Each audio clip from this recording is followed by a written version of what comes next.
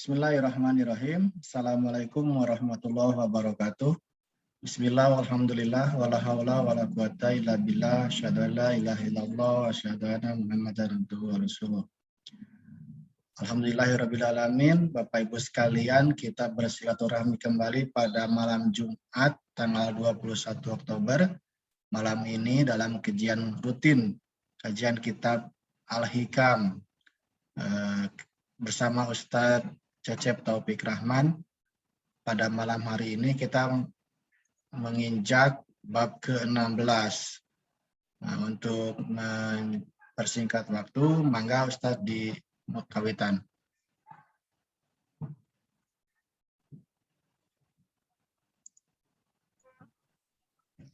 Baik, atur nuhun Pak Klik karena waktosna.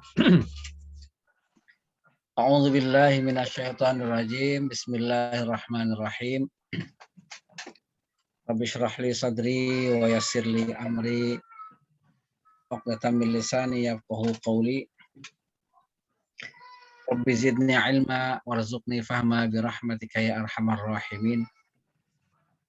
Allahumma fa'na bima 'allamtana wa 'allimna ma yanfa'una wa zidna ilma. Assalamualaikum warahmatullahi wabarakatuh. Waalaikumsalam warahmatullahi wabarakatuh.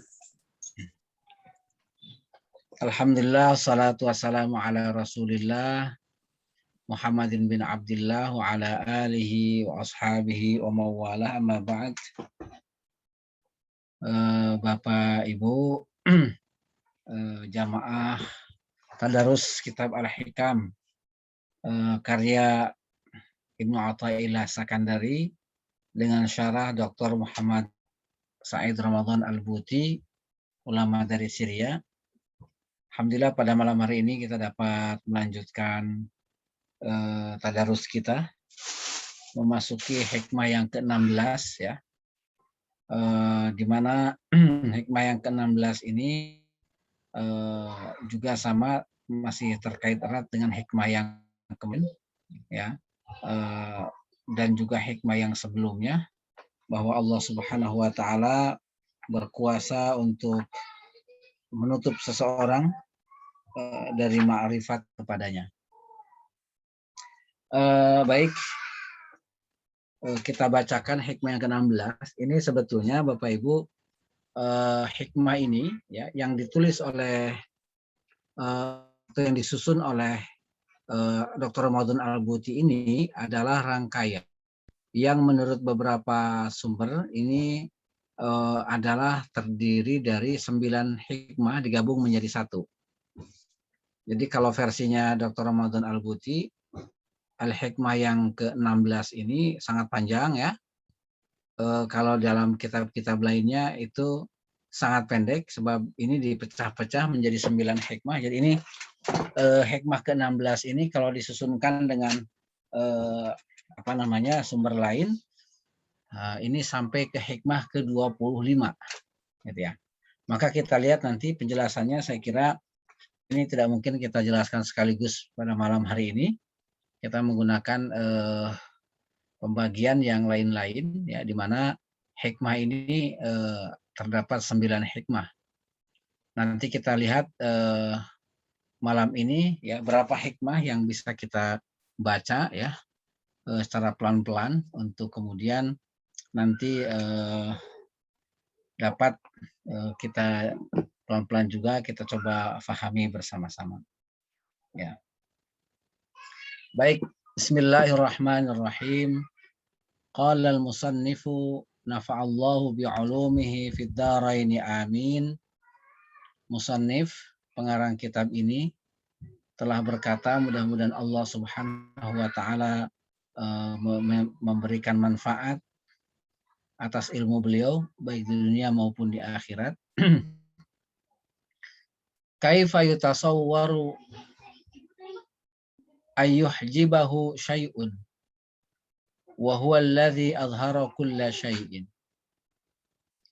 Kaifa yutasawwaru ayyuhjibahu syai'un wa huwa alladhi azhara kulla syai'in. Ya. Bagaimana mungkin dapat dibayangkan Allah Subhanahu wa taala ditutup atau dihijab oleh sesuatu, padahal padahal Allah Subhanahu wa taala allazi azhara kulla syai'in. Dia adalah zat yang menampakkan segala sesuatu. Sekali lagi, bagaimana mungkin dapat dibayangkan zat Allah Subhanahu wa taala dapat dihalangi atau ditutup oleh sesuatu, padahal zat Allah adalah merupakan zat yang maha menampakkan segala sesuatu. Nah, ini yang hikmah yang ke-16-nya Bapak Ibu. Kemudian ya, kaifa yutasawwaru, dan bagaimana mungkin dapat dibayangkan ayyuhjibahu syai'un. Ya. Bagaimana mungkin dapat dibayangkan zat Allah Subhanahu wa taala dapat dihalangi oleh sesuatu, wa huwa allazi zahara bi kulli syai'in.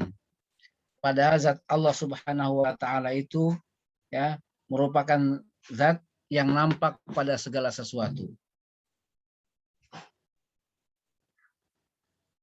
Kaifa yutasawwaru ayyuhjibahu syai'un.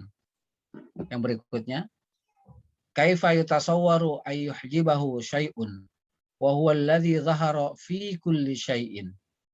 Ya. Bagaimana mungkin zat Allah Subhanahu wa taala dapat dihalangi oleh sesuatu, ya. Padahal zat Allah adalah zat yang nampak pada segala sesuatu. Jadi nanti ini ada bikulli, ada fi kulli, ya.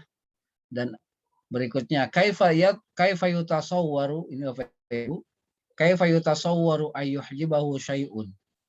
Bagaimana mungkin dapat dibayangkan ya zat Allah Subhanahu wa taala terhalangi oleh sesuatu, wa huwa allazi dhahara likulli syai'in. Pada zat Allah Subhanahu wa taala itu ya, yang nampak bagi segala sesuatu. Kemudian kaifa yutasawwaru ayyuhjibahu syai'un. Bagaimana mungkin dapat dibayangkan zat Allah dapat dihalangi oleh sesuatu, wa huwa zahiru, pada zat Allah adalah zat yang maha nampak, qabla wujudi kulli syai'in, sebelum segala sesuatu wujud. Kaifa yutasawwaru ayyuhjibahu syai'un wa huwa azharu min kulli syai'in. Bagaimana dapat dibayangkan zat Allah Subhanahu wa taala terhalangi oleh sesuatu, wa huwa azharu min kulli syai'in, padahal zat Allah itu adalah zat yang paling nampak dari segala sesuatu. Kaifa yutasawwaru ayyuhjibahu syai'un wa huwa allazi laisa ma'ahu syai'un. Bagaimana dapat dibayangkan bahwa Allah Subhanahu wa taala ya terhalangi oleh sesuatu, padahal dia ada al-wahidu, zat yang maha esa, yang maha tunggal, allazi laisa ma'ahu syai'un, di mana tidak ada sekutu bersamanya. Kaifa yutasawwaru ayyuhjibahu syai'un wa huwa aqrabu ilaika min kulli syai'in.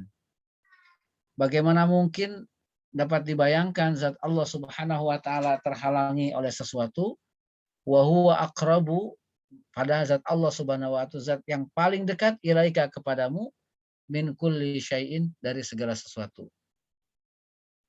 Kaifa yutasawwaru, bagaimana mungkin dapat dibayangkan ayyuhjibahu syai'un, zat Allah Subhanahu wa taala dapat ditutup ya atau dapat dihalangi oleh sesuatu, walau lahu, padahal kalau tanpa zat Allah Subhanahu wa taala maka wujudu kulli syai'in, maka segala sesuatu tidak akan pernah ada. Ya. Kemudian ditutup ini dengan hikmah yang ke-24 ya sejatinya. Ya ajaban. Ya. Ya ajaban, sungguh sangat mengagetkan. Ya. Ya ajaban, sungguh sangat mengherankan. Kaifa yadhharul wujudu fil adam. Bagaimana mungkin sesuatu yang wujud dapat nampak pada sesuatu yang tiada.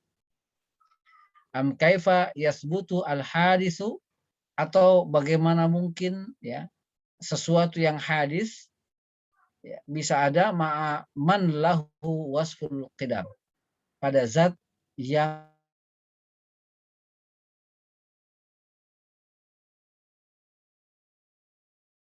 mengherankan, kaifa yadhharu wujudu fil adam. Bagaimana mungkin zat yang maha wujud ya dapat nampak pada ketiadaan, am kaifa yathbutul hadisu, ya, dan atau bagaimana mungkin sesuatu yang hadis itu artinya yang tiada ya, ma'aman lahu wasful qidam, dengan zat yang memiliki sifat qidam. Nah, ini hikmah yang ke-16 sampai 25 Bapak Ibu ya. Baik, kita beralih ke syarahnya. Qala syarihu Dr. Muhammad Sa'id Ramadan Al-Buti rahimahullahu wa nafa'allahu bi'ulumihi fid dharain amin. La'alla hadhihi atwala hikmatin lil Imam Ibn Athaillah As-Sakandari. La'alla, barangkali, hadhihi atwala hikmatin, hikmah yang ke-16 ini adalah merupakan hikmah yang terpanjang lil Imam Ibn Athaillah As-Sakandari, yang disampaikan oleh Ibnu Athaillah, Imam Ibnu Athaillah Sakandari. Karena tadi menggabung ya 9 hikmah. Wahia da'mun, ya. Wahia da'mun, di mana hikmah yang ke-16 ini da'mun, mendukung, wa ta'kidun, ya, dan menegaskan, lil hikmatil lati qablaha, untuk hikmah yang sebelumnya, baik yang 15 ataupun 14, wallati faragna min syarhiha wa tahliliha, yang sudah kita jelaskan pada bagian-bagian terdahulu. Fasanabda'u bi syarhil faqratil ula minha. Saya akan memulai menjelaskan bagian pertama dari hikmah di atas, yang mana bunyinya adalah kaifa yutasawwu ayyuhjibahu syai'un wa huwa allazi adhara kulla syai'in. Ya, ini yang pertama tadi. Kaifa yutasawwaru ayyuhjibahu syai'un wa huwa allazi adhara kulla syai'in. Bagaimana mungkin dapat dibayangkan Allah Subhanahu wa taala dapat terhalang oleh sesuatu, padahal zat Allah Subhanahu wa taala zat yang menampakkan segala sesuatu, atau yang maha mengadakan segala sesuatu. Ya. Inna ayya syai'in mimma qad yakhturu fil bali ayyakuna hijaban 'anillahi azza wa jalla, ya, innama yakunu hijaban 'anillahi azza wa jalla innama huwa min makhluqatillah. Inna ayya syai'in, maksudnya adalah bahwa segala sesuatu, mimma yakhturu fil bal, yang terlintas dalam pikiran kita, ayyakuna hijaban 'anillahi azza wa jalla, yang dia dibayangkan sebagai hijab ya dari Allah Subhanahu wa taala, innama huwa min makhluqatillah. Hijab tersebut berupa makhluk Allah ya. Sekali lagi, hijab yang menghalangi seseorang dari Allah Subhanahu wa taala itu juga adalah makhluk Allah ya. Wa makhluqatuhu, dan seluruh ciptaan Allah, ayyan kanat, bagaimanapun bentuknya, la takunu illa dalilan alaihi, apapun bentuk ciptaan itu, maka dia pasti menunjukkan kepada wujud Allah Subhanahu wa taala. Fa kaifa yakunu dalilu 'ala Allah, ya. Fa kaifa yakunu dalilu 'ala Allah, maka bagaimana mungkin ya sesuatu yang dapat menjadi bukti atas adanya Allah Subhanahu wa taala, ya, hijaban laka an ru'yatin, ya, an ru'yati wa idraki wujudihi. Bagaimana mungkin sesuatu yang dapat menjadi bukti atas wujudnya Allah Subhanahu wa taala ini dapat menjadi penghalang bagimu dari melihat dan merasakan wujud Allah Subhanahu wa taala. Ya, jadi sampai di sini beliau mengatakan bahwa kita tahu bahwa segala sesuatu ya yang kita sebut sebagai makhluk Allah Subhanahu wa taala di jagat raya ini adalah merupakan bukti atas sujudnya Allah. Bukti yang paling kuat atas sujudnya Allah Subhanahu wa taala. Lalu yang terjadi adalah ya, bagaimana mungkin sesuatu yang menjadi bukti atas sujudnya Allah ini kemudian menjadi penghalang antara kita dengan Allah. Dan tadi di sebelumnya disebutkan bahwa hijab itu adalah makhluk juga, ciptaan Allah juga. Qad yaqulu ba'duhum, atau mungkin sebagian orang bertanya, ma wajhu dilalatil mawjudati ala wujudi khaliqin laha. Ya, apa keterkaitan ya, argumen keberadaan seluruh ciptaan ini atas wujud penciptanya. Ya. Jadi ini ada semacam sesuatu yang yang kontradiktif, ya, bahwa makhluk Allah Subhanahu wa taala yang menjadi bukti atas wujudnya kok bisa menjadi penghijab bagi kita dari Allah Subhanahu wa taala. Dan ini kemudian dirumuskan dalam sebuah pertanyaan, apa kira-kira ya bentuk argumen atas adanya makhluk ini ya bagi adanya zat Allah Subhanahu wa taala. Wal jawabu, dan jawabannya adalah ya, annal mawjudati allati tamla'u rihaba hadhihi dunya, bahwa segala sesuatu yang wujud, semua ciptaan, semua makhluk, allati tamla'u rihaba hadhihi dunya, yang memenuhi dunia ini, bahwa seluruh mawjud, seluruh ciptaan yang memenuhi alam dunia ini kanat masbuqatan bi'adam, ya, ia didahului oleh ketiadaan. Ya. Fima yuqarriruhu sairul ulama'i ala ikhtilafi madzahibihim, sebagaimana ya yang telah dijelaskan dan disepakati oleh para ulama, ya, apapun mazhab dan aliran pemikiran keagamaannya, illal maksiyin, kecuali kaum Marxis, ya, pengikutnya Karl Marx, atau mereka yang mengambil idenya atau ideologinya Karl Marx. Mereka itu ashabi nazariyatil madiyah al-jadaliyah. Mereka adalah ya pengagum teori materialisme dialektik, ya. Al-madiyah al-jadaliyah ini adalah materialisme dialektik. Alladzi yasirruna ala anna hadhil mawjudat, di mana kaum Marxis ini mereka bersikukuh bahwa alam semesta, anna hadhil mawjudat, bahwa alam semesta ini mutawalidatun ba'duha min ba'd, bahwa semua makhluk atau semua wujud di alam semesta ini ada bukan karena ada penciptanya, bukan karena diciptakan, tetapi dia saling melahirkan, artinya sesuatu timbul dari yang lainnya secara alami, ya, biduni bidayatin, tanpa permulaan, wa ila ghairi nihayatin, dan tanpa batas akhir. Jadi menurut teori dialektik semacam ini, wujud ini bukan ada karena diciptakan, tetapi sesuatu melahirkan yang lainnya, sesuatu melahirkan yang lainnya, sampai tidak berbatas dan tidak memiliki permulaan. Ini menurut kaum Marxis yang tidak mempercayai adanya Tuhan, ya. Ujung-ujungnya adalah ateisme tadi itu. Fa idza tajawazna hadzal wahma, jika kita dapat melampaui persangkaan, ya, persangkaan kaum Marxis ini, alladzi laisat lahu ayyu qimatin ilmiyatin, yang sungguh sama sekali pendapat dan keyakinan kaum Marxis ini tidak memiliki nilai ilmiah. Kama qad bayyantuhu mufassalan fi kitabi, seperti yang sudah saya jelaskan dengan sangat rinci pada buku saya yang berjudul Naqdu Auhamil Madiyatil Jadaliyati, yang berjudul ini, ya, mengkritik persangkaan, ya, materialisme dialektis yang itu dicetuskan oleh Karl Marx ya dan dikembangkan oleh para pengikutnya.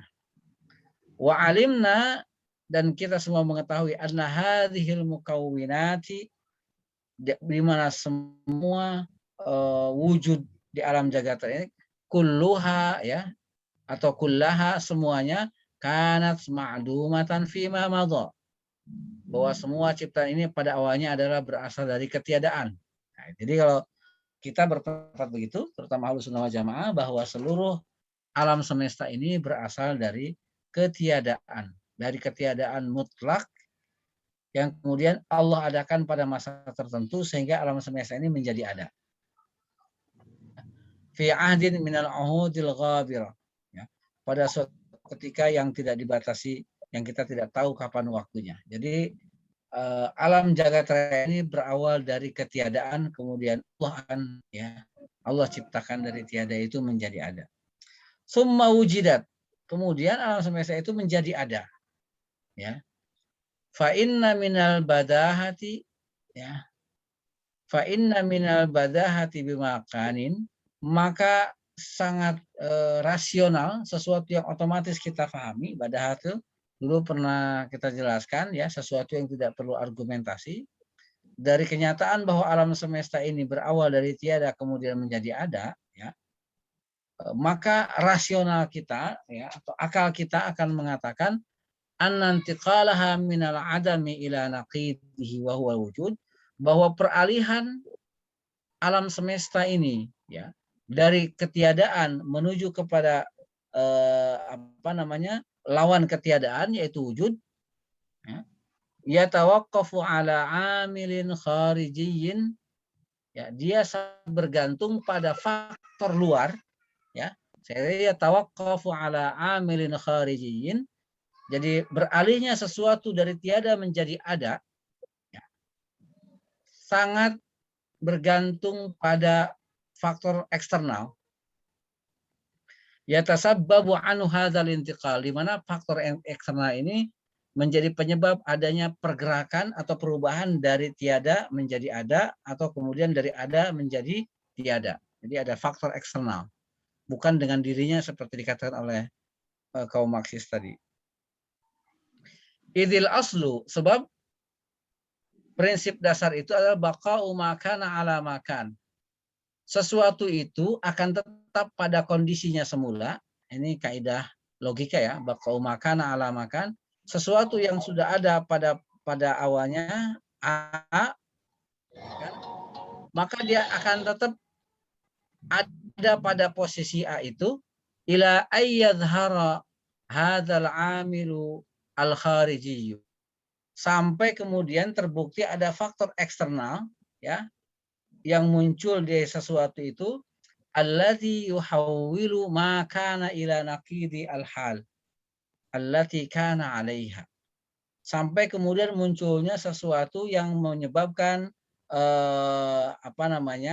sesuatu itu berubah ya, berubah dari kondisi A ke kondisi B, bahkan ke kondisi yang sebaliknya. Jadi kalau misalnya kita kita mudahkan ya, kita pahami dengan mudah, jika ketiadaan itu ya, ketiadaan itu adalah artinya memang tiada secara mutlak, maka tiada ini tidak akan berubah menjadi ada tanpa ada faktor eksternal yang menyebabkan si tiada ini menjadi ada. Dengan kaidah al-aslu baqa'u ma kana ala ma kan. Ya, kaidah dasar dalam ilmu logika bahwa segala sesuatu akan tetap pada kondisinya semula sebelum ada faktor eksternal yang merubah sesuatu itu kepada sesuatu yang lain atau bahkan kepada sesuatu yang kontradiktif dengan sesuatu itu. Jadi ibaratnya beras atau padi itu kalau kita sebut padi itu adalah asal, padi akan tetap padi. Dia tidak akan berubah menjadi beras, dia tidak akan berubah menjadi pohon, ya, dia tidak akan berubah menjadi benda lainnya, kecuali ada faktor eksternal yang menyebabkan sesuatu itu berubah menjadi sesuatu yang lainnya. Nah ini kaidah logikanya semacam itu, Pak. Wahada ya. Wahada makna al-qa'idah al-ilmiyah al-qailah. Ini adalah makna dari sebuah kaidah ilmiah yang mengatakan yastahilu ini. Yastahilu rujhanu syai'i ala ghairihi biduni murajjihin. Sangat mustahil. Rujhanu syai'i, ya, sesuatu ini menjadi dominan ala ghairihi terhadap yang lainnya biduni murajjihin, tanpa sesuatu atau faktor X yang membuat sesuatu itu menjadi dominan. Nah, kita kalau di Muhammadiyah ada istilah majelis tarjih, ya, artinya itu adalah memilih dua argumen mana yang paling kuat di antara dua itu, dan memilih itu mesti ada pihak eksternal yang melakukan klasifikasi dari dua hal yang dianggap seimbang, kemudian diunggulkan salah satunya, itu namanya yang mengunggulkan itu adalah murajjih. Dalam hukum logika ini artinya ya di sini Bapak Ibu bahwa ketika alam semesta itu ya sebelum ada dia merupakan ketiadaan, ya ketiadaan pada dirinya, sesuatu yang jaiz, maka tidak mungkin dia berubah menjadi wujud ya tanpa murajjih. Kenapa bagi sesuatu yang tidak ada berubah menjadi ada dan menganggap ada itu menjadi lebih kuat daripada tidak ada, dia tidak mungkin berubah dengan sendirinya tanpa ada faktor eksternal yang menyebabkan itu berubah. Kalau kita analogikan ke hal yang sangat sederhana, misalnya kita punya sekilo tepung, gitu ya, maka sekilo tepung ini tidak akan berubah menjadi benda lain, menjadi kue, menjadi fooding, segala macam berubah, kecuali ada faktor lain eksternal yang menjadikan misalnya tepung terigu ini akan lebih bagus menjadi kulit goreng pisang, atau menjadi kue A, menjadi kue B, menjadi kue C. Nah, ketika barang ini, benda tepung ini berubah kepada wujud yang lainnya, maka tidak mungkin ada murajjah, tidak mungkin ada faktor eksternal. Ini argumen ini sangat terkenal digunakan dalam ilmu akidah, Bapak Ibu. Jadi semacam itu. Maka kalau misalnya ibarat ginilah, seperti dua bagian dari sebuah timbangan, Bapak Ibu ya, timbangan tradisional ya, bukan timbangan yang digital. Timbangan tradisional itu kan ada dua tempat ya, kanan dan kiri. Dua-duanya ini kalau timbangan itu sehat, maka akan ada pada posisi yang sejajar. Tidak mungkin salah satunya lebih atas dari yang lain dan yang satunya lebih rendah dari yang lain. Kalau dia lebih atas, kalau salah satunya lebih atas dari yang lain, berarti itu timbangannya nggak beres.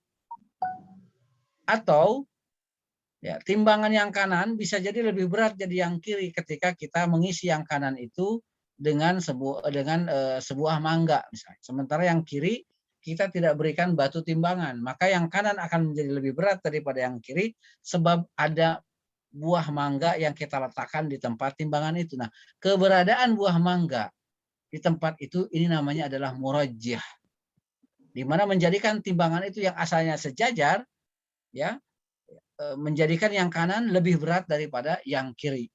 Dan tidak mungkin timbangan sehat itu akan menjadi tidak seimbang kecuali ada murajjih yang menjadikan salah satu lebih berat daripada yang lainnya.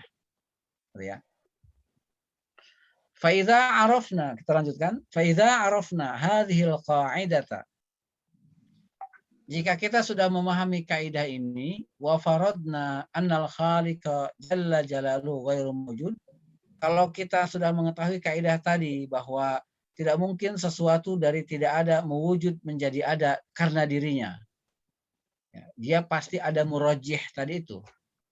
Kita tahu kaidah ini.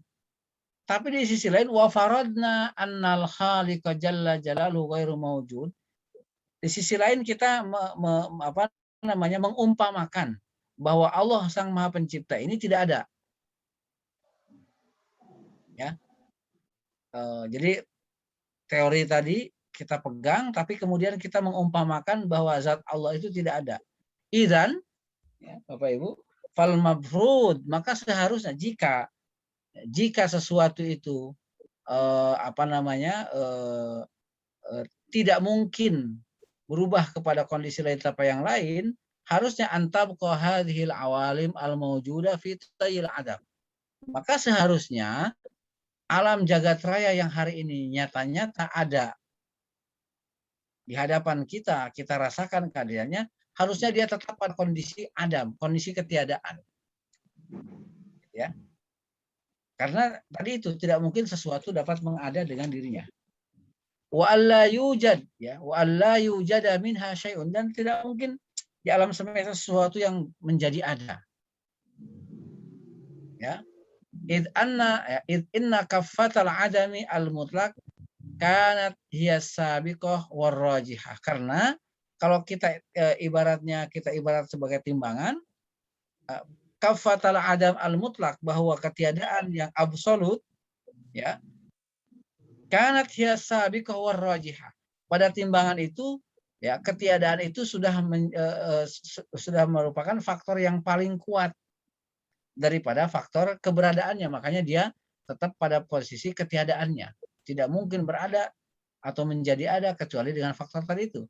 Ya. Wa min thamma, oleh sebab itu, ya, wa min thamma fa innal asla, ya, huwa istimraru hadzal ladzi kana sabiqan wa rajihan. Maka seharusnya jika hukum akal tadi mengatakan sesuatu tidak mungkin berubah kecuali karena ada faktor eksternal, dan jika kemutlak kita menganggap bahwa Tuhan, bahwa Allah itu tidak ada, maka seharusnya jika sejak awal alam raya ini tidak ada, maka harusnya sampai hari ini alam tidak ada. Karena dari awal dia memang sudah tidak ada. Itu al-aslu baqa'u makana ala makana. Jika dari dulu asalnya alam ini tidak ada dan Tuhan itu betul-betul tidak ada, maka seharusnya alam itu tetap tidak ada.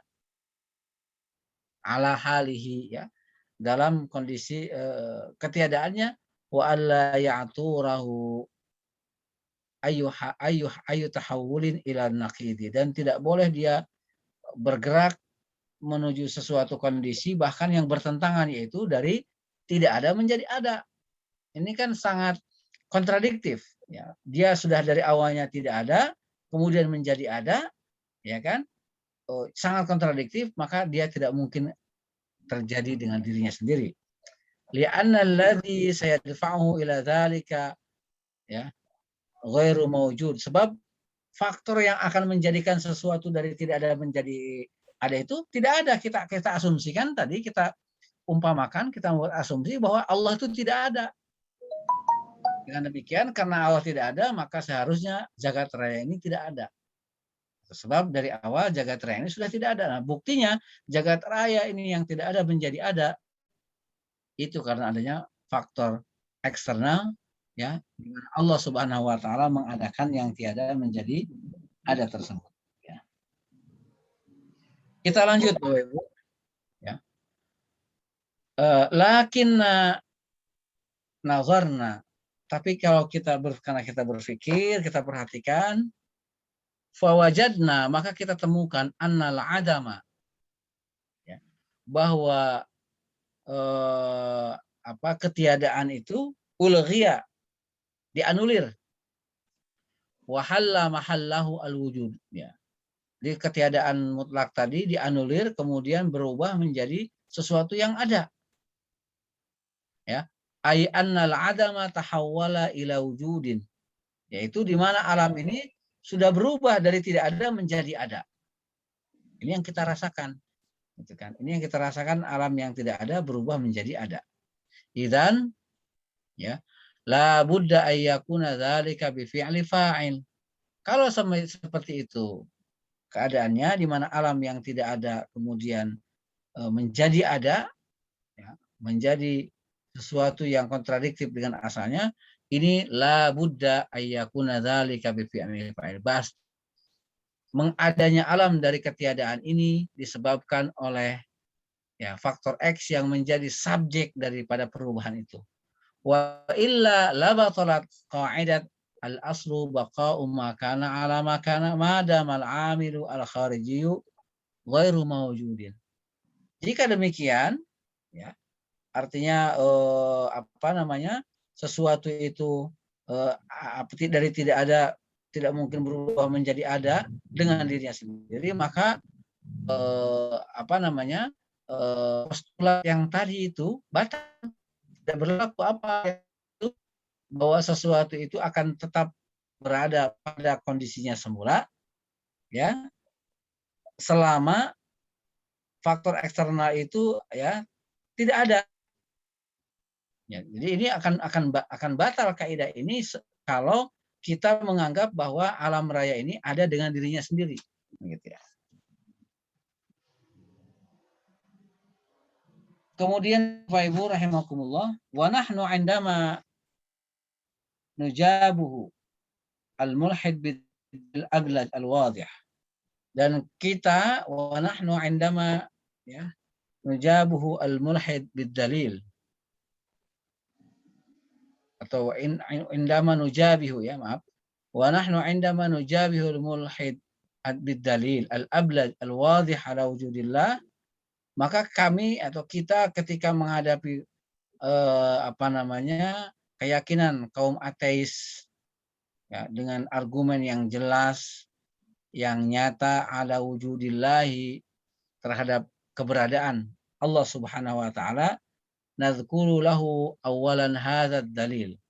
Maka argumen pertama yang kami sampaikan kepada mereka yang tidak mengakui adanya Allah Subhanahu wa taala atau kaum ateis, kaum al-muhid, adalah argumen tadi, al-aslu baqa'u ma kana ala ma kana. Sesuatu akan tetap berada pada kondisinya semula kecuali jika ada faktor lain yang menyebabkannya berubah kepada kondisi yang lainnya. Ini logika yang pertama ya. Kemudian ya, alladzi la yastati'u ayyatajahalahu aw yamtari bihi ayyu aqil, di mana argumen tadi ya, logika itu tidak mungkin dapat ditolak, tidak mungkin dapat didustakan oleh siapapun yang berakal. Ya, kalau yang berakal tidak mungkin membantah, menolak kaidah tadi. Ai innana nattakhidhu min hadhil mawjudat. Ya, maksudnya adalah bahwa kita ya nattakhidhu min hadhil mawjudat allati kanat yauman ma ma'dumah, di mana kita menjadikan sesuatu yang atau sesuatu ini dari tidak ada menjadi ada, dalilan, sebagai argumen ala annalaha mujidan, sebagai dalil bahwa terdapat faktor eksternal yang menjadikan sesuatu yang tiada itu menjadi ada, wa illa lamma wujidat, dan jika tidak ada faktor eksternal yang menjadikannya ada, maka pasti alam raya ini tidak akan pernah ada. Kemudian fa kaifa yakunu hadzal ladzi narahu bil aqli wa bil ilmi dalilan ala wujudil khaliqi hijaban fil waqti alladzi atau fil waqti dzatihi ya yaqdil insanu an ru'yatil khaliq. Ya. Sekali lagi, fa kaifa yakunu hadzal ladzi narahu bil aqli wa bil ilmi. Lalu bagaimana mungkin ya sesuatu yang kita lihat dengan akal dan dengan ilmu pengetahuan, dalilan sebagai argumen ala wujudil khaliqi, jadi makhluk yang kita jadikan sebagai bukti argumen terkuat terhadap adanya khalik, bagaimana mungkin ini menjadi hijaban fil waqti dzatihi, pada waktu yang bersamaan dia dapat menjadi penghalang ya yuksil insana an ru'yatil khaliq, sehingga membuat manusia tidak mampu melihat kehadiran sang pencipta. Jadi tidak mungkin, bagaimana mungkin ciptaan dapat menghalangi sang pencipta. Ya. Idzan fala buddha, maka dengan demikian kita harus an-nuraddida ma'a Ibni Athaillah istifhamahu al-ajabi wal inkari. Maka kita harus sering ya merenungkan apa yang dipertanyakan oleh Ibnu Athaillah Sakandari dalam bentuk pertanyaan ta'ajjubi ya, kaget, keheranan, wal inkari, dan pengingkaran. Kadang-kadang kita bertanya itu ada yang bertanya karena istifham ya, tidak tahu, ingin tahu ya. Bagaimana misalnya alamat menuju ke Bandung dari orang yang tidak tahu. Itu betul-betul istifham, meminta faham, meminta informasi tentang jalan dari misalnya dari Garut menuju Bandung.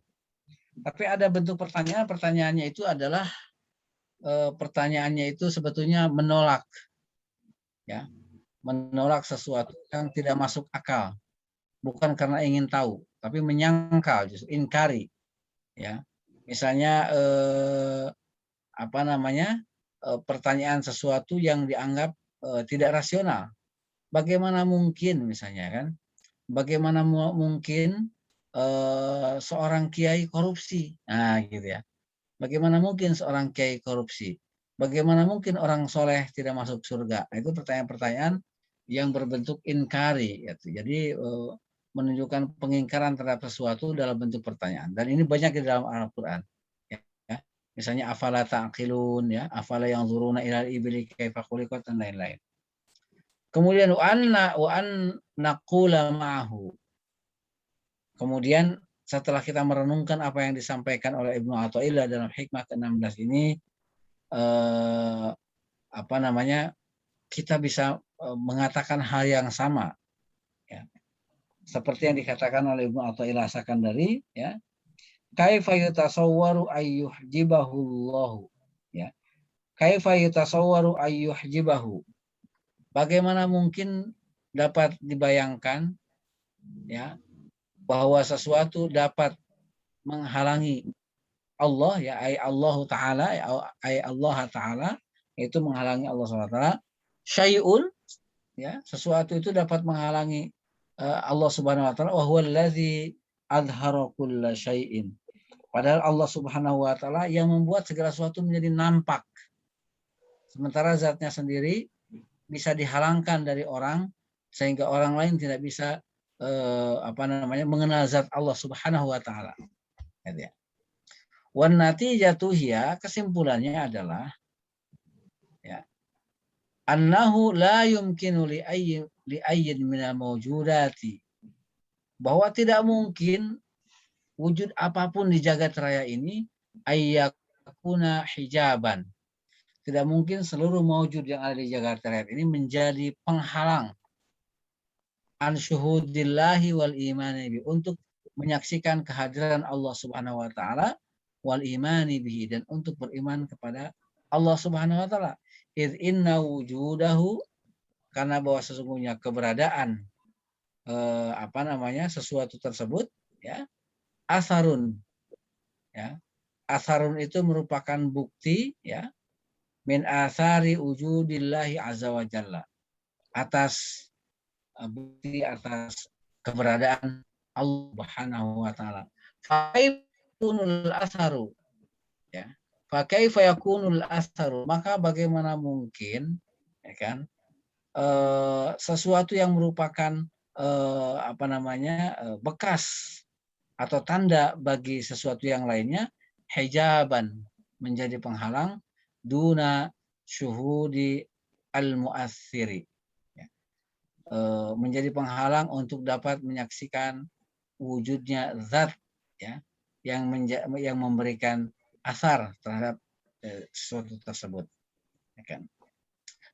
Bapak Ibu, sekarang saya kira kita cukupkan dulu sampai di sini untuk hikmah yang ke-16, banyak versi, ya. Lanjutkan dengan yang berikutnya. Nanti insya Allah akan kita lanjutkan, dan di sini menarik ini sebetulnya untuk kita bahas, ya, di minggu depan. Wal nantakil ba'da dzalika ilal faqratil lati taliha, ya. Kemudian Ibnu Athaillah ini baru berangkat dari satu hikmah nomor 16 bagian pertama, ya kan, yang kemudian ini nanti akan secara bertahap sampai pada makom pemahaman yang lebih metafisik. Jadi kalau ini di bait pertama ini masih pemahaman yang fisik, ya, di mana Allah Subhanahu wa taala disebut sebagai yang mengadakan, yang menciptakan segala sesuatu, dan segala sesuatu tidak mungkin ada tanpa yang mengadakan. Poinnya begitu. Kemudian Allah Subhanahu wa taala yang maha mengadakan segala sesuatu ini, kok bisa dihalangi oleh sesuatu yang sesuatu itu merupakan ciptaannya dan sesuatu itu merupakan bukti atas keberadaannya. Insya Allah minggu depan akan lebih mendalam lagi dari hikmah sambungan dari yang ke-16 ini. Mudah-mudahan bermanfaat Bapak Ibu ya, dan mudah-mudahan minggu depan kita dapat melanjutkannya satu atau dua bait berikutnya yang merupakan sambungan bait ini. Terima kasih atas perhatiannya. Aku qouli hadza wa astaghfirullah li wa lakum. Wassalamualaikum warahmatullahi wabarakatuh. Waktu saya kembalikan ke Pak Klik. Waalaikumsalam warahmatullahi Waalaikumsalam wabarakatuh. warahmatullahi wabarakatuh. Alhamdulillah ini sangat membingungkan sebetulnya. Karena ini kalau nggak jeli-jeli jadi bisa Ustadz ini antara ada dan tiada ini kan antara keberadaan makhluk dan Tuhan itu. Jadi kalau apa namanya di matematika nanti Ustadz Usep bisa menjelaskan lebih jauh, ada angka 1 menjelaskan ada dan angka 0 menjelaskan tidak ada. Sesuai angka berapapun yang dibagi 0, yang dikali 0 itu hasilnya tiada. Dan segala sesuatu yang dibagi 0 itu tak terdefinisikan atau tak terhingga. Nah, gitu kan sebetulnya kayak gitu mirip-mirip seperti itu Ustaz ya. Apa antara 1 dan 0 yang jadi angka biner kalau dalam di teknologi apa di IT itu. Jadi ada dan tidak ada. Ya sudah jelas. Dan sesuatu di alam dunia ini ya hanya ada pilihannya itu. Kalau ada dan tidak ada, hanya mungkin pertanyaan selanjutnya, kenapa kita ada dan kenapa misalnya Allah itu menciptakan dari yang tidak ada menjadi ada gitu. Untuk apa? Alasannya apa gitu. Nanti ke depannya mungkin Ustaz akan mungkin ya ada penjelasannya nanti ke depannya itu. Ya. Baik Bapak Ibu sekalian, bila ada yang ingin menyampaikan sesuatu, mangga kebingungan atau penjelasan lebih lanjut mengenai hal ini, persilakan. Saya sendiri udah hanya ingin mendengarkan saja ini misalnya. Mangga, Sarwawan atau Nabi Ustadz Sep. Ustadz Ihsan aja. Tadi sana ya dari Mangga Ustadz.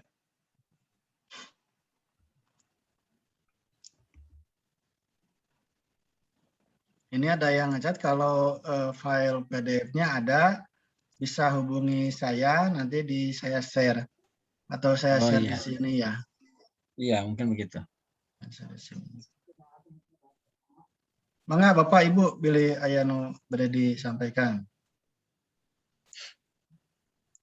Sebetulnya memahami bait yang tadi itu sangat mudah. Menjadi agak membingungkan ketika saya menjelaskannya sesuai dengan teks yang terbatas dengan teks gitu. Jadi kalau dijelaskan secara bebas, tidak dengan teksnya akan sangat lebih mudah dan sederhana.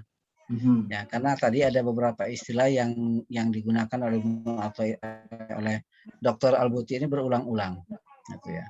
Jadi singkatnya itu mungkin Pak Klik ya. Singkatnya itu adalah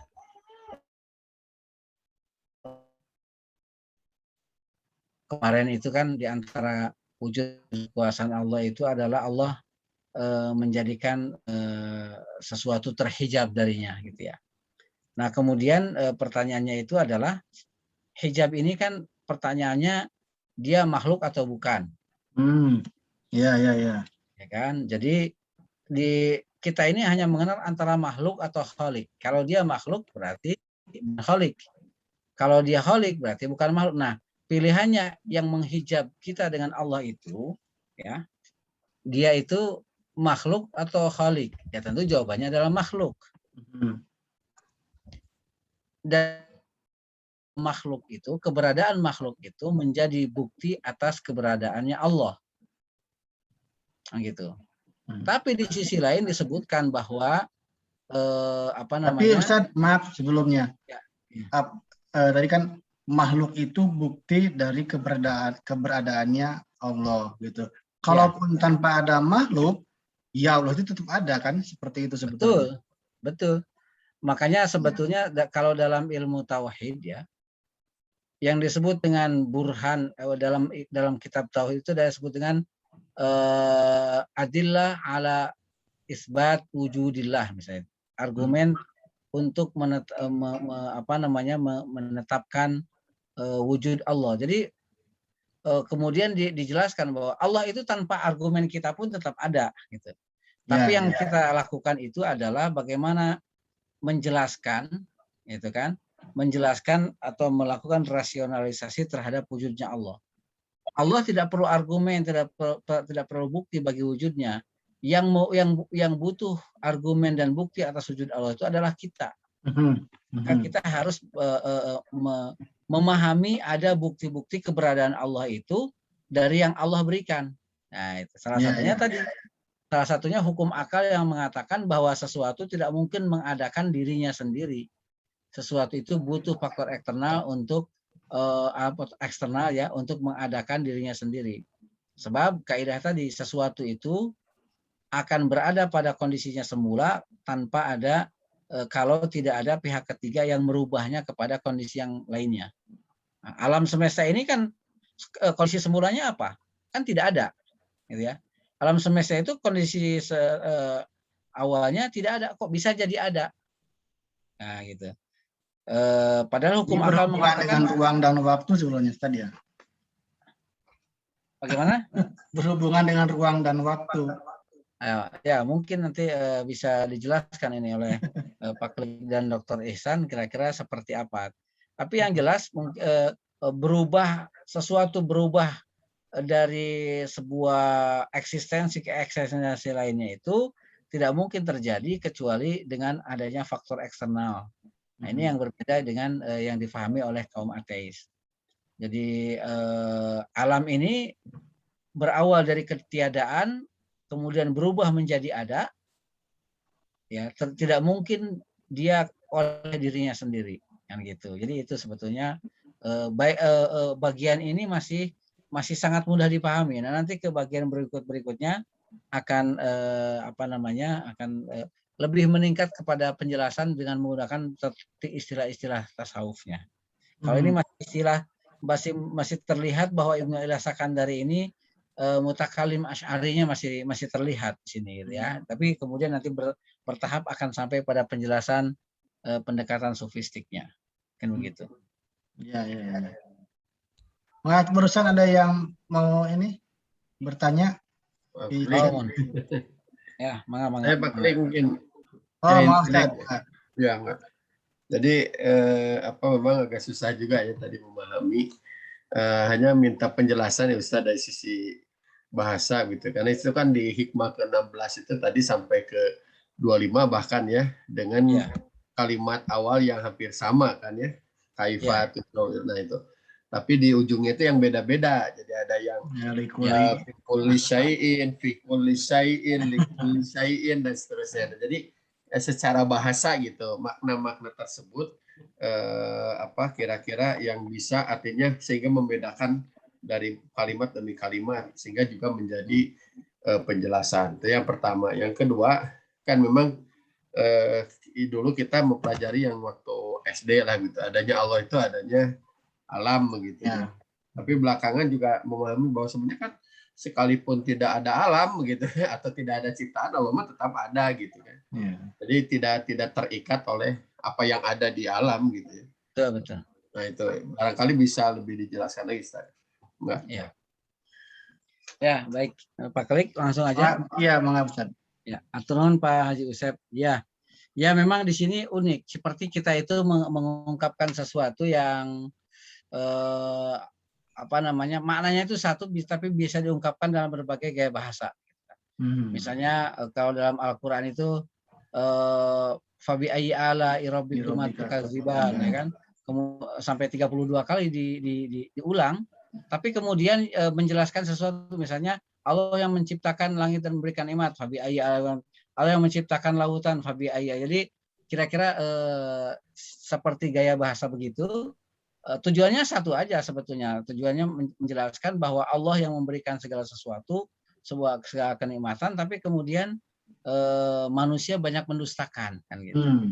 Nah, ini hampir mirip dengan ini yang sebetulnya kalau kita tarik benang merahnya Pak Haji, itu sangat nyata bahwa intinya itu adalah Ibnu Athaillah Sakandari ini ingin menjelaskan kita ini sedang berbicara hijab sekarang, kan gitu ya, sedang berbicara hijab. Nah, jadi benang merahnya itu istilah hijabnya ini. Jadi misalnya yang pertama, bagaimana kita membayangkan bahwa Allah itu akan tertutup dari kita pada Allah yang membuat nampak segala sesuatu. Allah yang membuat nampak segala sesuatu berarti ya berarti Allah yang maha nampak gitu. Tapi kemudian kenapa bisa terhijab kan gitu poin satunya.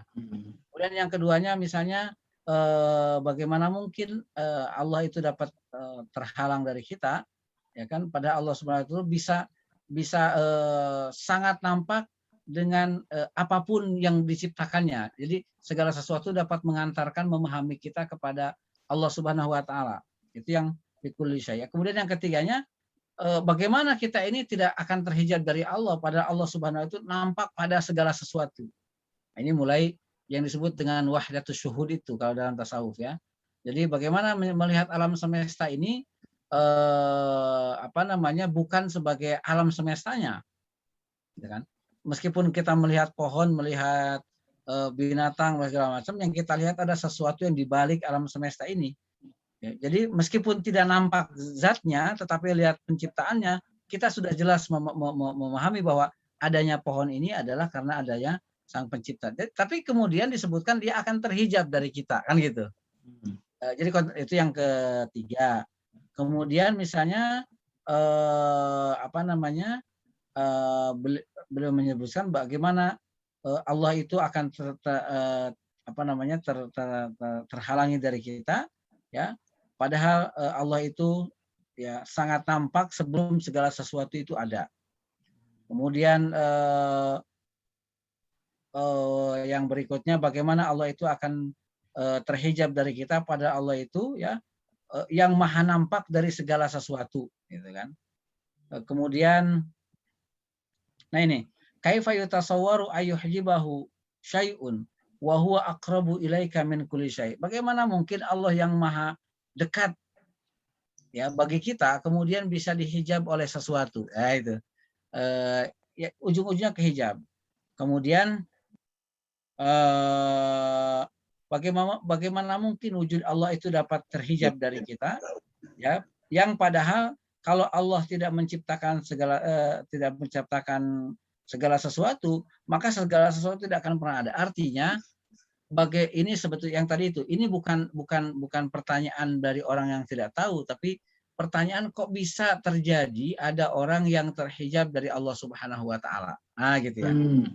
Itu benang merahnya. Kok bisa ada orang yang terhijab dari Allah Subhanahu wa taala padahal Allah yang maha lebih dekat dengan kita, Allah maha lebih jelas, Allah maha menampakkan segala sesuatu. Seharusnya ini tidak terjadi. Ya begitulah.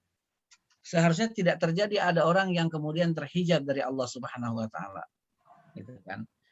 Yang kira-kira dibahasakan oleh oleh Imam Ibnu Athaillah ini dengan bahasa sufi ya, yang kemudian mengikat informasi kita, maklumat kita terhadap bahwa ujung-ujungnya bisa ada orang yang terhijab oleh Allah Subhanahu wa taala, tapi karena apa? Misalnya begitu kira-kira. Dengan tanpa mengkontradiksikan dengan pernyataan-pernyataan ini bahwa Allah lebih nampak dari segala sesuatu, Allah yang menjadikan segala sesuatu menjadi nampak, ya. Allah yang menjadikan segala sesuatu, Allah yang paling dekat bagi kita dari apapun yang nampak bagi kita. Itu ya mungkin. Kemudian terkait dengan tadi yang kedua, bahwa alam semesta ini adalah wujud atau bukti bagi Allah Subhanahu wa taala. Jadi alam semesta itu namanya juga argumen. Maka disebut alam ini sebagai ayat, ya. Ya, tanda apa? Tanda wujud Allah, bukan syarat wujudnya Allah, gitu ya. Karena kalau tanda ya namanya juga tanda, mau ada atau tidak ada tanda itu, ya, seperti misalnya ibarat kita mau nangkap belut ya di sawah, kadang-kadang di lubang belut itu ada tanda yang ada busa-busanya. Oh, di bawahnya ada belut. Atau kadang-kadang tidak ada tanda sama sekali, dah si belutnya belum hamil. Tapi tidak kemudian meniadakan adanya wujud belut itu. Ya, nah, tapi bagi kita kemudian adanya tanda-tanda ini, adanya tanda-tanda yang material yang hadir di tengah-tengah kita, itu akan mempermudah pemahaman terhadap sesuatu yang non material, gitu ya kira-kira. Yang terkait tadi dengan argumentasi rasional itu. Jadi sekali lagi bahwa wujud alam semesta ini hanya menunjukkan, dalil itu hanya menunjukkan sebetulnya ya. Bagaimana sesuatu menunjukkan kepada sesuatu yang lainnya, itu namanya dalil. Bukan syarat. Kalau syarat kan sesuatu tidak akan berwujud kecuali ada sesuatu itu kan gitu ya kira-kira. Tapi kalau misalnya sebagai tanda itu tidak terkait dengan eksistensi wujud dan tidak wujud. Ya, namanya juga tanda itu. Dan tanda ini bisa bermacam-macam. Orang memahami dan macam-macam. Adapun syarat, kalau syarat ya berarti kalau alam ini tidak ada maka Allah tidak ada. Itu bukan syarat. Tapi ini bisa jadi kita pahami di alam semesta ini. Orang-orang tertentu memahami tanda-tandanya yang tanda-tanda itu sangat non fisik, non material. Mungkin itu makanya disebut dengan ayat. Ya.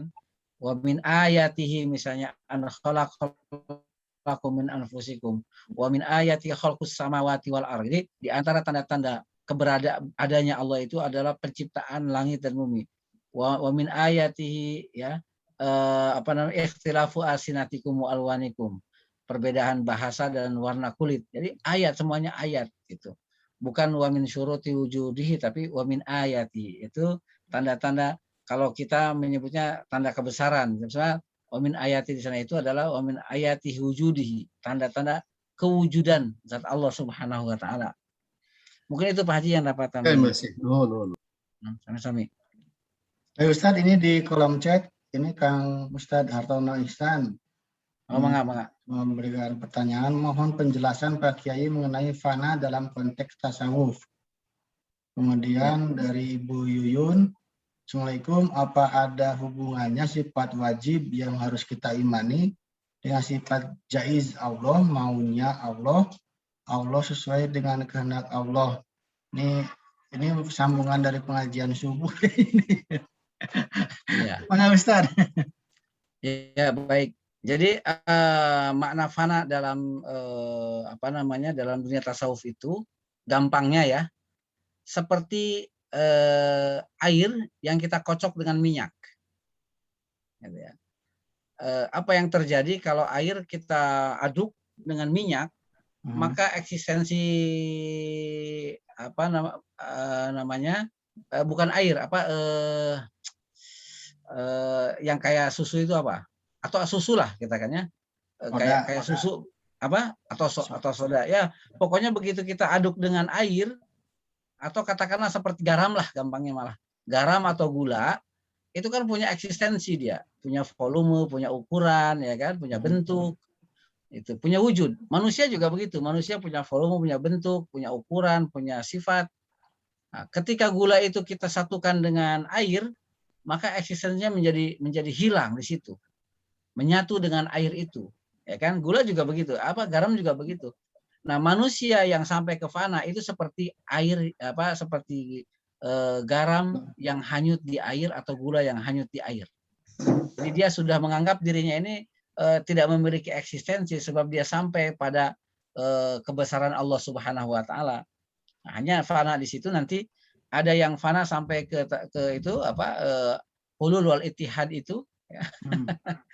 Dan ini tentu saja kita tidak sampai mengatakan begitu ya, karena Allah Subhanahu wa taala tidak menempati apapun ya.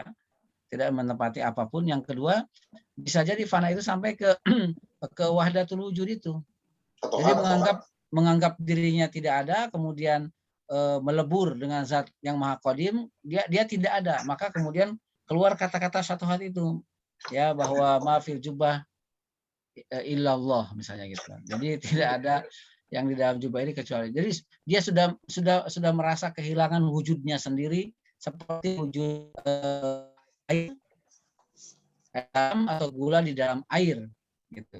Itu betul-betul menyatu dengan wujud yang maha qadim. Nah, itu kira-kira konsep dalam tasawuf itu seperti itu. Seseorang kehilangan dirinya sendiri. Jadi bukan fisiknya. Kan kalau fana dalam ilmu kalam, fana itu ya kita hancur. Secara fisik kita menjadi tiada, gitu ya. Itu fana. Maka dalam Allah sebut kulluman alifan wa yabqa wajhu rabbika dzul jalali wal ikram, gitu ya, bahwa segala sesuatu di alam jagat raya ini akan hancur. Hancur yang secara materi. Tapi dalam pemahaman tasawuf, hilangnya, hancurnya itu adalah hancur wujud kesadarannya sehingga dia merasa sudah sampai pada makom ya yang paling tinggi dalam dunia tasawuf gitu. Bisa jadi tadi itu menjadi makom wahdatul wujud ya, hulul, atau sekedar fananya fana ma'rifat. Gitu ya. Hanya ma'rifat, tetap dia merasa terpisah dengan zat Allah karena dia tidak mungkin menyatu dengan zat yang maha qadim. Nah, gitu. Semacam itulah kira-kira. Kemudian itu mungkin ya dari Pak Ustadz Hartono, dari Ibu Yuyun. Ya, mungkin ini juga pengajian subuh dan pengajian di PDA Sumedang ya. Kita masih membahas sifat Allah juga, bahwa apakah ada hubungannya sifat wajib yang harus kita imani dengan sifat jaiz Allah? Ya, jadi tentu karena antara sifat yang wajib ya dengan yang jaiz dan mustahil itu tiga-tiganya saling berkaitan bagi Allah ya. Misalnya ketika kita mengatakan Allah wajib memiliki sifat qadim misalnya gitu kan, maka Allah mustahil punya sifat hadis, baharu. Itu keterkaitannya. Ya kan? Jadi ada sifat yang wajib bagi Allah Subhanahu wa taala yang Allah miliki ya dalam zatnya. Kemudian juga Allah Subhanahu wa taala tidak mungkin, mustahil memiliki sifat yang berlawanan dari itu. Kemudian misalnya sifat jaiz. Nah, sifat jaiz ini kan ini terkait dengan kehendak Allah memang. Kehendak Allah, iradah Allah dan kudrah Allah. Allah mau menciptakan apa saja terserah Allah. Yaf'alu ma yasha' wa yakhtar. Jadi Allah Subhanahu wa taala itu bisa menciptakan apa saja yang dia kehendaki dan memilih apa saja yang dia kehendaki ya. Ini terkait dengan iradah Allah karena Allah tidak ada yang mengatur. Allah punya kehendaknya yang absolut, yang mutlak. Maka Allah bisa melakukan apa saja, menciptakan apa saja, meniadakan apa saja sesuai dengan kehendak dan kudrat dan iradahnya itu tadi, gitu ya. Dan ini yang disebut dengan sifat jaiz bagi Allah, bahwa Allah boleh melakukan apa saja, gitu, sesuai dengan yang diinginkan, yaitu iradah dan kudratnya Allah Subhanahu Wa Taala. Mungkin itu yang terkait dengan Ibu Yuyun ya. Terima kasih Bu Yuyun atas pertanyaannya. Ya Bun, ya Pak Ustadz. Nah, kami ya. Bu Yuyun juga tadi hadir ya, saya lihat di pengajian PDA. Jadi PDA Sumedang juga mengadakan pengajian Pak Klik. Oh iya. AKS. Kebetulan Pak, kajian kami sore. Kami penyelenggaranya Majelis Taklim. Iya. Saya berlanjut pengajiannya Bu ke malam. Iya Pak. Amin. Saya ini ada ilmunya saya. Amin. Ini dari Klik, ini ada dari Pak Zaida ini. Gimana mau dibacakan? Saya bacakan aja ya. Mengapa Ustaz? Punten Pak Kiai, dalam ilmu alam atau fisika dan astronomi bahwa jutaan ribu tahun yang lalu bahwa alam itu adalah satu, kemudian terjadi ledakan yang sangat besar atau teori Big Bang yang menjadi bumi ya, matahari dan planet mungkin itu yang diimani adanya faktor eksternal tadi campur tangan. Ya betul. Ya ini dari pertanyaan dari Bapak Zaida ya di Cimanggung. Di dalam Al-Quran gimana Pak Klik? Ya, mengapa lanjut Ustaz? Ada ayatnya ya kalau nggak salah dalam. Ada ya, itu dalam surat Al-Anbiya. Jadi alam taro annas samawati wal ardo kana taratqan. Tidaklah engkau perhatikan bahwa bumi dan langit itu pada awalnya adalah gumpalan ya. Fafataqnahuma, kemudian kami pecahkan. Nah, ini disebut dengan teori Big Bang itu ya.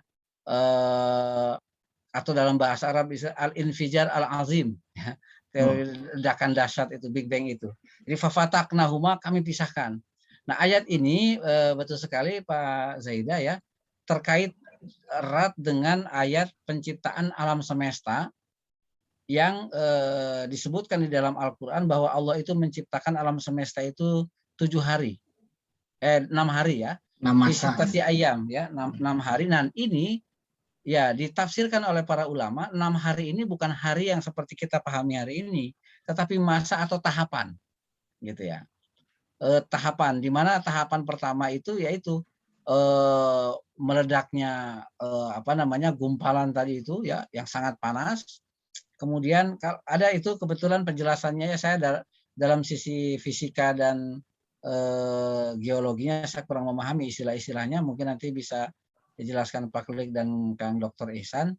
Jadi misalnya tahapan pertama itu terjadi ledakan, kemudian kan ada proses nanti menjadi dingin dan segala macam, kemudian yang panas ini kemudian berproses bagaimana supaya dia menjadi layak untuk untuk disinggahi oleh manusia.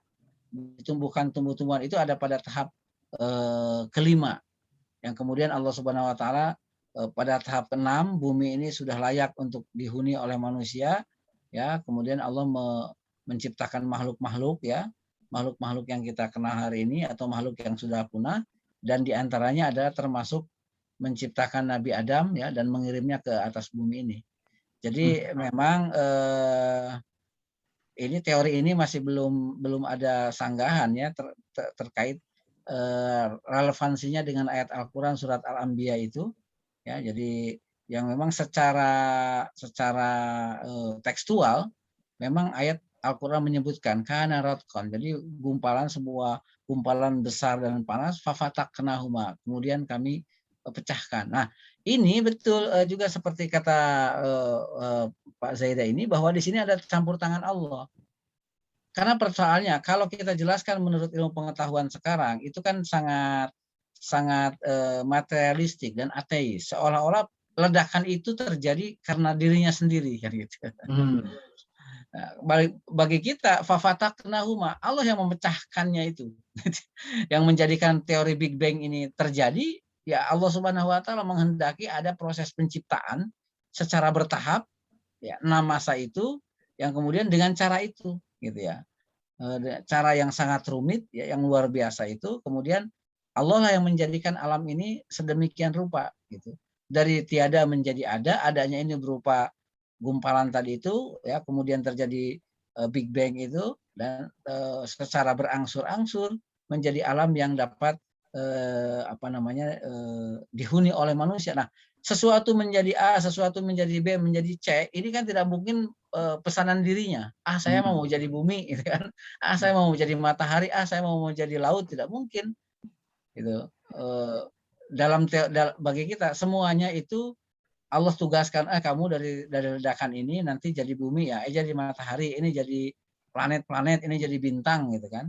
Bukan kemudian dirinya saling berkompromi untuk menjadi planet atau benda-benda tertentu. Ini bagi kita betul ini adalah adanya campur tangan Allah Subhanahu wa taala dalam menciptakan alam semesta ini. Mungkin itu Bapak Zaida yang dapat kami jawab. Ini sebenarnya terlintas aja Ustadz, kepikiran ketika penciptaan alam semesta ini, Nabi Adam kan emang Allah rencanakan untuk menjadi khalifah di bumi. Kemudian tapi kenapa Nabi Adam diberi ilmu nama-nama benda yang ada di surga gitu. Ya kan? Dan kemudian dibalikan lagi ke bumi gitu. Iya.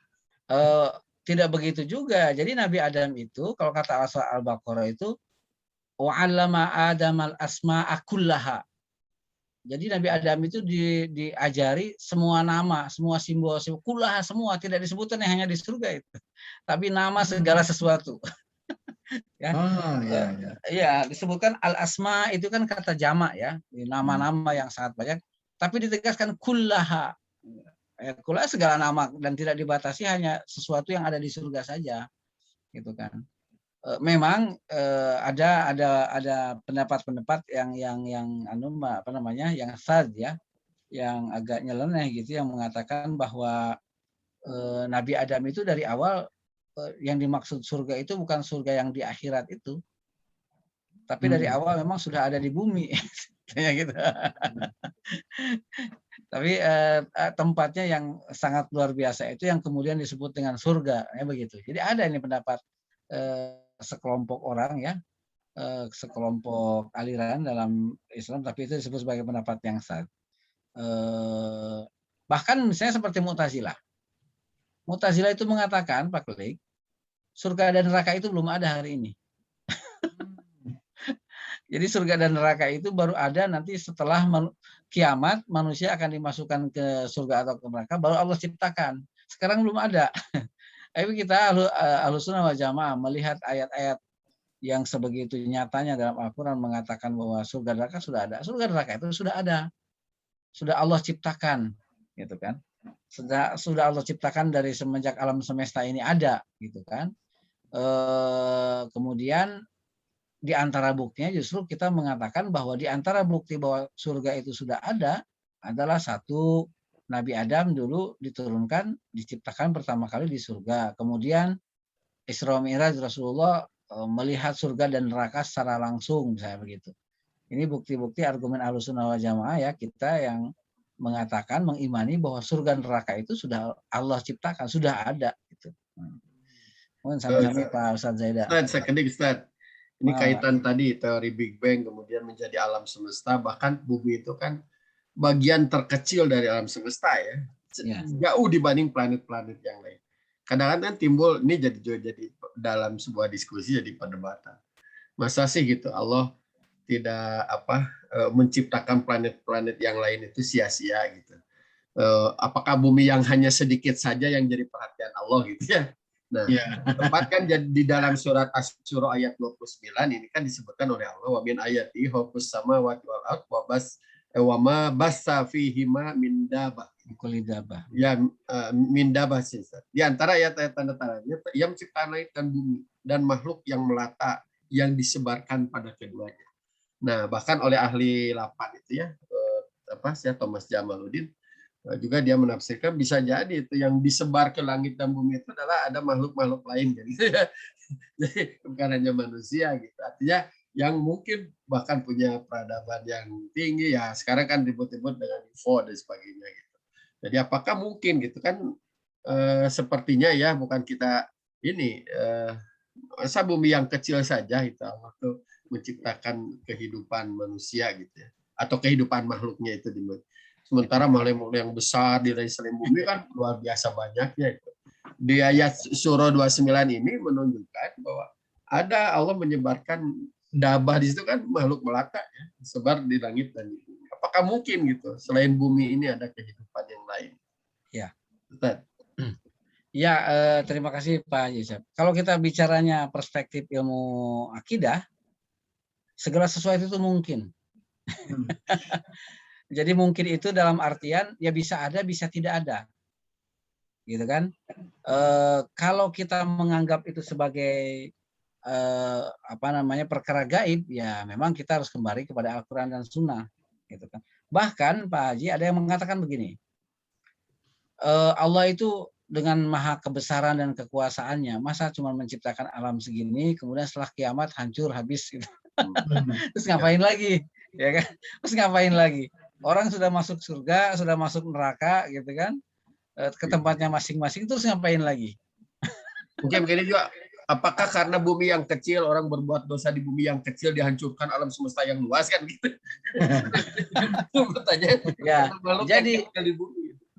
Ya, jadi mereka itu mengatakan begini, mungkin ya, Allah Subhanahu Wa Taala itu kalau kita kenal di bumi yang kita rasakan hari ini ada Nabi Muhammad.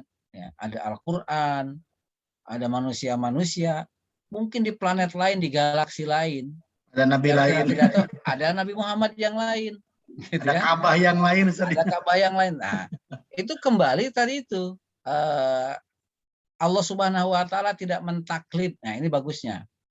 Allah tidak menuntut kita untuk memahami segala sesuatu ya yang kita tidak mampu memikirkannya.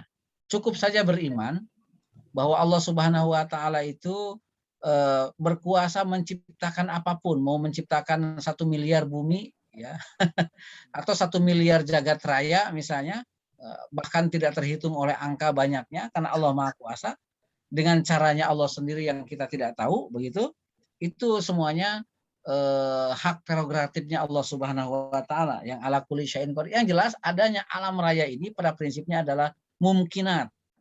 Segala sesuatu yang mungkin ada dan mungkin tidak ada, gitu. Pada keberadaan dan ketiadaannya semuanya menunjukkan kepada keberadaan Allah Subhanahu wa taala itu. Nah, adanya ayat-ayat yang memerintahkan kita berpikir, gitu ya. Wa fi anfusikum, bahkan setelah Allah cerita tentang tanda-tanda kebesarannya, tanda-tanda kewujudannya di alam semesta, wa fi anfusikum. Itu bahkan dalam diri kamu terdapat tanda wujud Allah Subhanahu wa taala, ada, nampak, kamu rasakan, kamu miliki, gitu kan. Afala tubsirun, tidakkah kamu memikirkan hal semacam itu? Nah, jadi kembali ke sana, selama Allah Subhanahu wa taala tidak menjelaskan, ya lebih baik kita tawakuf, gitu ya. Dan tidak ada aibnya kita mengatakan Allahu a'lam, gitu ya. Sebab kenapa? Kerasulan Nabi Muhammad tidak menjelaskan itu ada atau tidak ada. Lebih baik tawakuf, tapi pada intinya Allah Subhanahu wa taala Maha Kuasa untuk menciptakan miliaran jenis bumi, gitu ya. Di dimensi yang lain, gitu ya. Di dimensi lain yang Allah Subhanahu wa taala Maha mengetahui bagaimana caranya. Wallahu a'lam bishawab, Haji. Ya. Maka yang lain bila ada yang ingin disampaikan. Ya. Kalau nggak ada mungkin cukup dulu Pak Kalik. Ya. Dari sore ya belum berhenti ya, belum istirahat. Iya betul. Ini di kolom chat insya Allah sudah kita jawab ya. Ya. Atur nuhun. Terima kasih banyak ini atas kehadirannya Bapak Ibu. Mangga.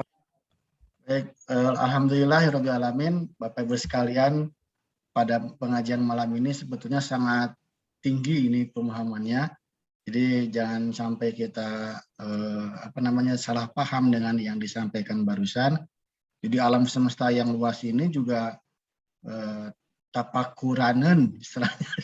Tapi selain dari yang luas itu, yang paling dekat dengan kita yaitu tubuh kita. Yang jelas-jelas ada aja yang difikirkan. Yang tubuh kita aja ini udah tapakuranen yang lebih belum dekat. Selesai. Mulai dari kenapa sampai ada kanker dan lain-lain itu kan itu tanda-tanda dari Allah juga. Nanti kita minggu depan akan lebih luas lagi membahas wilayah tasawufnya insyaallah. Dengan pemaparan dari Buya Cecep. Alhamdulillah, terima kasih atas perhatiannya. Nasrullah wa fahum qarib. Assalamualaikum warahmatullahi wabarakatuh. Waalaikumsalam warahmatullahi wabarakatuh. Pak Ahmad Fauzi. Amin. Ibu Susi.